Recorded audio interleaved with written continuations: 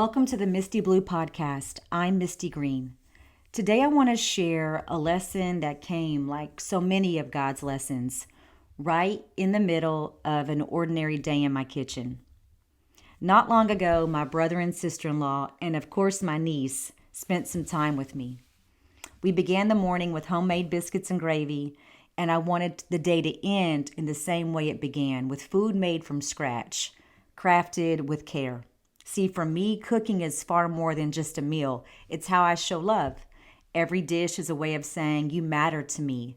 You're worth the time. You're worth the effort. You're worth the work. You're worth the intent.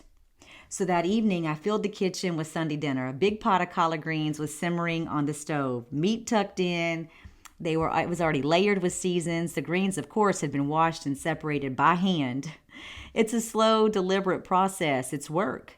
But that's what makes it beautiful. Because in the making, I'm reminded that real love is patient. It's thoughtful. It's full of effort, and it's willing to take its time. The lid was on. The aroma was filling my home. It smelled like belonging, like a memory in the making. With the greens quietly cooking, I moved to the other side of the stove to make the homemade macaroni. If you know, butter, milk, a bit of flour, and a variety of cheeses were coming together. They were simmering in the pan. I could see the sauce thickening. It was turning glossy. It was the kind of sauce that says, I didn't cut corners today. As the cheese began to melt into the creamy sauce, my sister-in-law, she leaned forward with one of the wooden spoons, and I quickly said, don't touch it, just let it cook. She looked at me and I explained, if you keep stirring it right now, you're going to break down the sauce, and those ingredients, they need this moment, this quiet time together, if you will.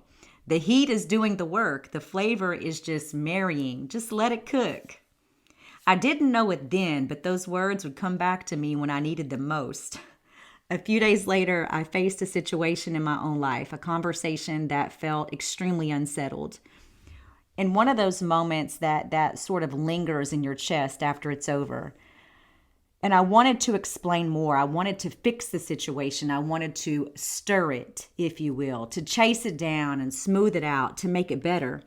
And in sharing a conversation with my sister-in-law of reflection, she reminded me of my own words. You've already put in the flavor. You've already put in the work. You've done what you needed to do. Now, sister, you got to do what you told me to do. You got to let it cook. And y'all, that hit me, because isn't that so often our struggle? We want to keep our hands on the spoon.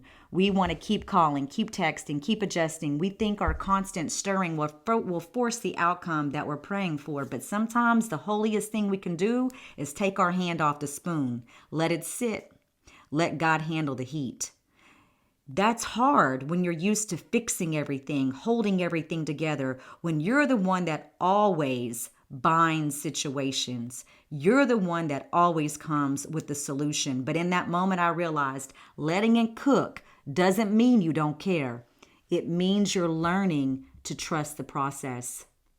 And the more I sat with that truth, the more I saw it everywhere. Think about it. Bread rising. You mix the yeast and flour, you knead the dough, and then you wait. If you cut the wait time short, the bread never reaches its full height. It falls flat. What about a garden? You plant the seed, you cover it with soil and water it, but no amount of digging it up will make it sprout faster. Sometimes the most faithful thing you can do is cover it and walk away.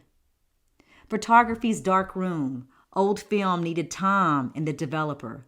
Pull it out too soon and the image never appears. Some things need the dark to develop, not because they're dying, but because they're becoming. All of these moments teach us the work is hidden, the transformation, it's quiet, and our role is patience. God's scripture speaks to this again and again. Be still before the Lord and wait patiently for him. That's Psalms 37:7. Exodus 14:14, the Lord will fight for you. You need only be still. And in James, let perseverance finish its work so that you may be mature and complete, not lacking anything. These verses remind us that waiting is not wasted, but that it's God's economy. Waiting is working. It is shaping us, building character. It's deepening trust. It's aligning us with God's perfect timing. You can rest not because you gave up, but because you handed it over. You're letting it cook. Sometimes the dish you're preparing isn't even for you. Maybe God is asking you to prepare something, an idea, project, a relationship that will ultimately feed someone else. Other times, what you've let cook will one day return to nourish you in a season you never saw coming. Something you cooked in love now comes back to strengthen you in grief. Something you simmered in prayer now comforts you in the waiting. But either way, the process cannot be rushed. God is doing a slow, intentional work, and your constant stirring doesn't speed him up. It only clouds or breaks down the sauce. You don't have to stir every second. You don't have to manage every outcome. You can trust the simmer. You can believe that quiet doesn't mean forgotten. It means God is working where your eyes cannot see. How do we let it cook? Pause before you reply. Give God space to work in the conversation. That lets the Spirit speak first. Pray instead of pushing. When the urge to control rises, trade that text for a whispered prayer and keep it moving. Let it cook. Journal the waiting. Write down the small ways you see God moving while you wait. That way, when the lid lifts, you'll remember just how far He's brought you. Baby, let it cook. Today, maybe you're in a season where you want to stir, where you want answers now. Hear this gentle whisper, let it cook. Take your hand off the spoon. Take your heart out of overdrive.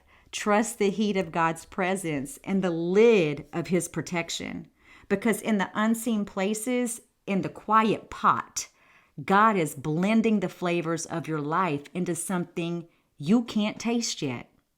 And when the time is right, He's going to lift the lid and you will see that the wait, it was so worth it. If this spoke to you today and it encouraged you, share it with someone who might need the same reminder. Trust the process, trust God's timing, and let it cook.